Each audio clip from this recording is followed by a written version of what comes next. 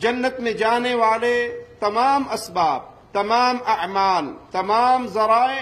امت تک پہنچا دیے۔ پیارے حبیب علیہ الصلوۃ والسلام کا فرمان ہے، وہ کوئی ایسا عمل نہیں جو تمہیں جہنم میں لے جا سکے الا کہ تمہیں ڈرا دیا گیا ہے، وہ کوئی ایسا کام نہیں جو تمہیں جنت میں لے جا سکے الا کہ محمد کریم صلی اللہ علیہ وسلم بیان فرما چکے۔ ان اعمال میں سے ایک بہت بڑا عمل جو انسان کے جنت میں جانے کا ذریعہ ہے، وہ حق کو سمجھ جانے کے بعد، دین کو سمجھ جانے کے بعد، اسلام کو سمجھ جانے کے بعد پھر استقامت، ڈٹ جانا، قائم ہو جانا۔ یہ مسئلہ کلام الہی سے ثابت ہے، یہ مسئلہ حدیث مصطفیٰ علیہ الصلوۃ والسلام سے ثابت ہے۔ مسلمان کو جب یہ خبر ہو جاتی ہے کہ یہ بات شریعت محمدیہ کی ہے، شریعت اسلامیہ کی ہے، اللہ مالک کی ڈیمانڈ اور مصطفیٰ علیہ الصلوۃ والسلام کا طریقہ یہی ہے، تو پھر وہ اپنے اس مسئلے پہ ڈٹ جاتا ہے۔ یہ نہیں دیکھتا دنیا کیا کہے گی، لوگ کیا کہیں گے، قوم کیا کہے گی، برادری کیا کہے گی۔ وہ استقامت کا پہاڑ بن جاتا ہے، ہر کسی کو ناراض کر لیتا ہے، نہ عرش والے کو ناراض کرتا ہے، نہ مدینے والے کو ناراض کرتا ہے صلی اللہ علیہ وسلم۔ تو استقامت وہ عمل ہے جو انسان کو جنت میں لے جا سکتا ہے۔ وہ پریشانیوں کو خاطر میں نہیں لاتا، وہ اس سوچ کے اندر نہیں ڈوبتا کہ اگر میں نے توحید کو سمجھ لیا، اس پہ قائم ہو گیا، میں نے یہ اعلان کیا کہ آج کے بعد میری گردن خالق و مالک کے علاوہ کسی ہستی کے سامنے نہیں جھک سکتی، برادری کیا کہے گی، قوم کیا کہے گی، قبیلے والے کیا کہیں گے، لوگوں کا اثر کیا ہوگا، میرے اوپر مشاکل اور مصائب کس طرح کے ٹوٹیں گے۔ وہ کہتے ہیں مجھے بات سمجھ آ گئی ہے، یہ کلام الہی ہے، یہ حدیث مصطفیٰ ہے صلی اللہ علیہ وسلم۔ اب پوری دنیا ناراض ہوتی ہے تو مجھے کوئی فکر نہیں، ایک ہستی عرش والی ذات وہ ناراض نہ ہو، کیونکہ جس سے اللہ راضی ہو گیا پوری کائنات بھی ناراض ہو جائے تو اس کا کچھ نہیں بگاڑ سکتی۔ آئیے صحیح مسلم میں پیارے نبی محمد کریم صلی اللہ علیہ وسلم کا یہ فرمان سنتے ہیں، حدیث نمبر 159۔ ایک صحابی آتے ہیں اور مصطفیٰ علیہ الصلوۃ والسلام سے سوال کرتے ہیں، قل لی فی الاسلام قولا لا اسأل عنہ احدا بعدک۔ اے پیارے حبیب علیہ الصلوۃ والسلام، اسلام میں مجھے کوئی ایک ایسی بات سکھا دیجئے جو آپ کے بعد پھر میں کسی اور سے اس کا سوالی نہ بنوں، میری پیاس باقی نہ رہے، میں کسی اور سے پوچھتا نہ پھروں، مجھے ایک ایسا مسئلہ یاد کروا دو، ایک ایسی بات یاد کروا دو، آپ سے پوچھنے کے بعد پھر کسی اور سے پوچھنے کی حاجت نہ ہو۔ تو پیارے حبیب محمد الرسول اللہ صلی اللہ علیہ وسلم فرماتے ہیں، قال قل آمنت باللہ ثم استقم۔ پیارے حبیب نے فرمایا یہ اعلان کر میں اللہ پر ایمان لے آیا، میں نے اللہ کو مان لیا، میں نے اللہ کی وحدانیت کو تسلیم کر لیا، پھر اس پہ ڈٹ جا۔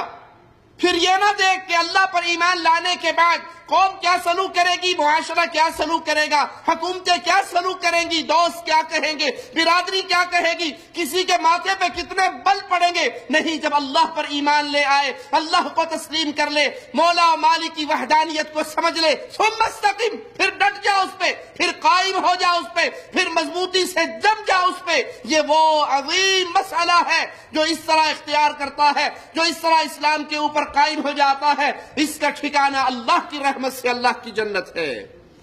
ملے گا کیا؟ اہل ایمان اگر اللہ کی وحدانیت کو ماننے کے بعد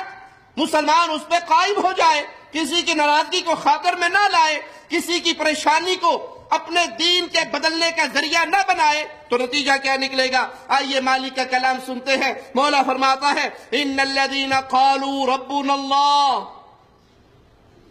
جن لوگوں نے یہ اعلان کیا ربنا اللہ، ہمارا رب اللہ ہے، ہمارا خالق اللہ ہے، ہمارا پالنہار اللہ ہے، ہماری بگڑیاں بنانے والا اللہ ہے، ہمیں رزق دینے والا اللہ ہے، جس نے ماں کے پیٹ میں رزق دیا وہ اس دنیا میں بھی دے گا، جو ماں کے پیٹ کے اندر حاجت روا و مشکل کشا تھا وہ اس زندگی میں آنے کے بعد بھی وہی حاجت روا اور مشکل کشا ہے، جس نے یہ اعلان کیا کہ اللہ ہمارا رب ہے، ثم استقاموا، پھر اس پہ ڈٹ گئے، پھر اس پہ قائم ہو گئے، پھر اس پہ جم گئے۔ چچا نے کہا کہ اگر تو نے بابا کی قبر کا طواف نہ کیا، قوم تجھے اپنے قبیلے سے نکال دے گی، کوئی تجھے رشتہ نہیں دے گا، کوئی تیرے ساتھ تعلق نہیں رکھے گا۔ ثم استقاموا، اس نے کہا قوم کی ناراضگی آسان بات ہے، قوم سے نکال دیا جانا آسان بات ہے، لیکن اللہ پر ایمان لانے کے بعد پھر شرک نہیں ہو سکتا۔ ثم استقاموا، توحید کو سمجھنے کے بعد قائم ہو جانے والے، ڈٹ جانے والے، تتنزل علیہم الملائکہ، ان پہ اللہ کے فرشتوں کا نزول ہوگا، اللہ کے فرشتے نازل ہوں گے۔ اللہ کے فرشتے پیغام کیا لائیں گے؟ اللہ کے ملائکہ جو اللہ کے حکم سے نازل ہوتے ہیں، وہ آ کر ان کو خوشخبری کیا سنائیں گے؟ اللہ تخافوا ولا تحزنوا وابشروا بالجنة التي كنتم توعدون۔ یہ اللہ کے ملائکہ، یہ اللہ کے فرشتے پیغام دے رہے ہیں، غم نہ کرو، پریشان نہ ہو، دکھ اپنے اوپر طاری نہ کرو، تمہیں مبارک ہو، تمہارے لیے خوشخبری ہے بالجنہ، اس جنت کی جس سے اللہ نے تم سے وعدہ کیا تھا۔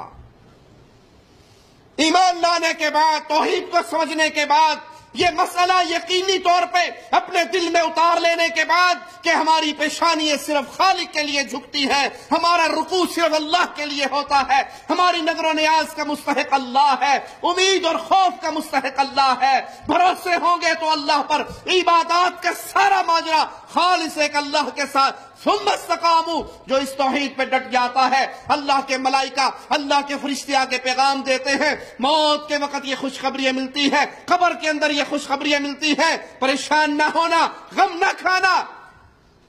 تمہارے لیے اس جنت کے وعدے ہیں، اس جنت کی بشارتیں ہیں، اس جنت کا اعلان ہے جس کا تمہارے ساتھ دنیا میں وعدہ کیا گیا۔ نحن اولیاؤکم فی الحیات الدنیا وفی الآخرہ، دنیا کی زندگی میں بھی ہم تمہارے دوست تھے،